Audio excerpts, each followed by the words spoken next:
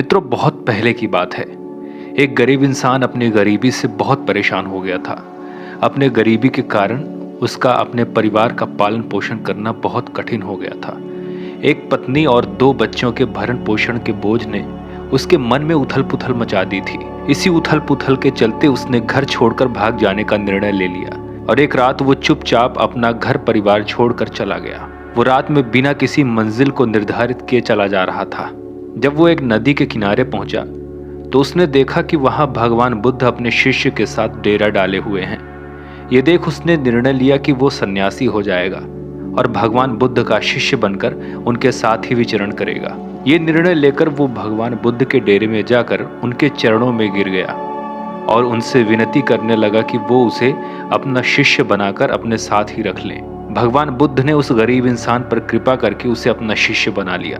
उसके बाद जब भगवान बुद्ध का काफिला आगे बढ़ा तो वो भी उनके साथ ही चल पड़ा। गर्मी का महीना था।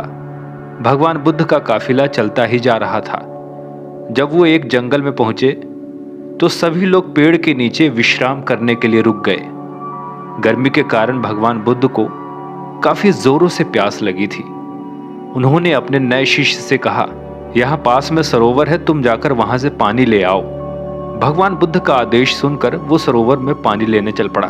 जब वो सरोवर के पास पहुंचा तो उसने देखा कि कुछ जंगली जानवर सरोवर में उधम मचा रहे हैं, परंतु जब वो सरोवर के पास पहुंचा तो सभी जानवर डरकर भाग गए। उस शिष्य ने सरोवर के पास जाकर देखा कि सरोवर का पानी जानवरों के उधम मचाने के कारण काफी गंदा हो गया था। सरोवर का कीचड़ और सड़े गले पत्ते बाहर उभर कर आ गए थे। इतना गंदा पानी देखकर वो बिना पानी लिए ही वापस आ गया और आकर भगवान बुद्ध से बोला, भगवान, उस सरोवर में तो बहुत गंदा पानी था, उसे तो पिया ही नहीं जा सकता। शिष्य की बात सुनकर भगवान कुछ देर तक नहीं बोले। फिर उन्होंने कहा, जाओ जाकर उसी सरोवर से पानी ले आओ। भगवान बुद्ध का आदेश सुनकर वो शिष्य पानी लेने चल तो पड़ा, परंतु मन में यही सोचता जा रहा था कि भगवान बुद्ध इतने गंदे पानी को पिएंगे कैसे। जब वो चलता हुआ सरोवर के पास पहुंचा तो ये देखकर वो हैरान हो जाता है कि सरोवर का पानी निर्मल और स्वच्छ हो गया है। वो पानी लेकर भगवान बुद्ध के पास आता है और उनसे ये प्रश्न करता है कि थोड़ी ही देर में सरोवर का पानी इतना साफ कैसे हो गया।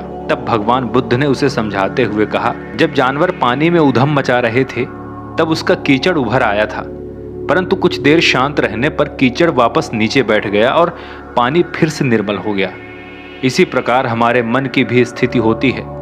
जीवन की भाग दौड़ और कठिनाइयां हमारे मन में उथल पुथल पैदा कर देती हैं और तब हम गलत निर्णय ले लेते हैं। परंतु कोई भी निर्णय लेने से पहले अगर हम अपने मन को शांत रखें और धीरज पूर्वक बैठकर सोचें तो हमारे मन की वो उथल पुथल भी पानी के कीचड़ की ही तरह नीचे बैठ जाती है और तब हम जो निर्णय लेते हैं वो हमेशा ही सही होता है। इसलिए बुरे समय में इंसान को कभी भी धीरज नहीं खोना चाहिए। भगवान बुद्ध का ये उपदेश उसके समझ में आ जाता है और जब वो शांति से बैठकर सोचता है तो उसे ये आभास हो जाता है कि उसने घर छोड़कर गलत फैसला लिया था और वो भगवान बुद्ध से आज्ञा लेकर अपने घर वापस चला जाता है। मित्रों, आज के लिए बस इतना ही।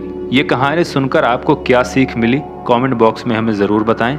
चैनल में अगर आप नए हैं तो चैनल को सब्सक्राइब करके बेल नोटिफिकेशन को ऑन कर लें ताकि हम ऐसे ही मोटिवेशनल कहानियाँ आपके लिए लाते रहें। तब तक के लिए जय श्री राम।